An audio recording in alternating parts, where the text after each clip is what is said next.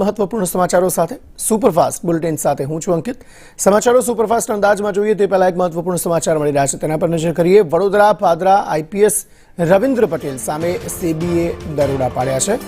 હવે આ દરોડાના મામલે શેરબજારના એક્સચેન્જમાં થયેલ લેવડ દેવડ બાબતે તપાસ હાથ ધરવામાં આવી છે।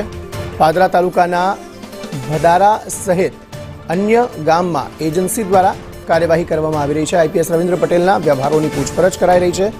શેરબજારમાં અને કોમોડિટીમાં થયેલ આર્થિક વ્યવહારો મામલે સમગ્ર મામલે હાલ તપાસ હાથ ધરવામાં આવી રહી છે। આઈપીએસ રવિન્દ્ર પટેલના પિતા પણ આઈપીએસ હતા। સમગ્ર રેડને લઈને વડોદરા જિલ્લામાં ચકચાર મચી ગઈ છે।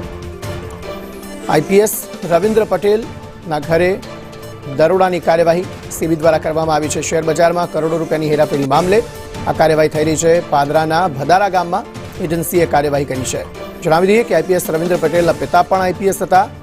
શેરબજારમાં કરોડો રૂપિયાની હેરાફેરીની આશંકા સેવવામાં આવી છે।